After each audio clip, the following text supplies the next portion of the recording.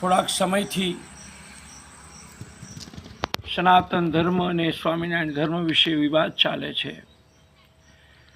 મન ઘડત શાસ્ત્રો, ઉપજાવી કાઢેલા શાસ્ત્રોના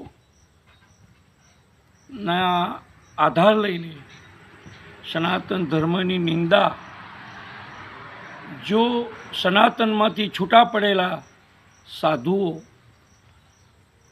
કરતા હોય અને ભગવાન શિવ, રામ, હનુમાન બધાની, કૃષ્ણની નિંદા કરતા હોય તો સ્વાભાવિક છે કે સનાતન પરંપરામાં દુઃખ થાય. એક વિધર્મી કદાચ બોલી નાખે જેમ તેમ તો એ તો માફ થઈ જાય, પણ ઘરનો છોકરો બગડેલો હોય ને, પોતાના ધર્મમાં કંઈ સડો પેઠો હોય ને, તો ઘરનો છોકરો બગડેલો હોય તો આપણે એમ કહેવું પડે કે જો પાડોશીનો પિન્ટુ કેટલા સરસ ટકા લાવ્યો અને તું નથી લાવતો. એટલે ઘરનો છોકરો બગડેલો હોય ને તો બહારના છોકરાને ઠપકો આપવા ન જવાય, આપણા છોકરાને સંભાળી લેવો પડે. સનાતન ધર્મ કે સ્વામિનારાયણ ધર્મ ઘરનો છોકરો છે, ઘરનો વડીલ છે, જે કંઈ બગડે તો ઘરમાં જ કહેવાનું હોય. બીજાઓને ઘણા એવું કહે છે કે તમે બીજા ધર્મવાળાને કેમ કહેતા નથી, બીજા ધર્મવાળા આમ ધમકીઓ આપે છે કેમ.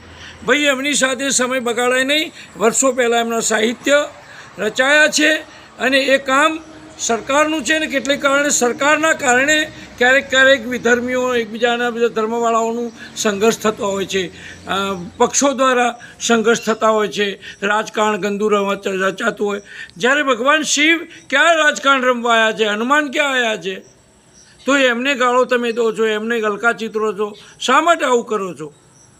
અને આપણા માણસો, શિવ પોતાનો બાપ છે, દાદો છે આ જગતનો, જે નિરાકાર, નિરંજન, અજન્મા, જેનો કોઈ જન્મ નથી, કરોડો વર્ષો પહેલાં થઈ ગયા છે, એનો મહિમા નહીં.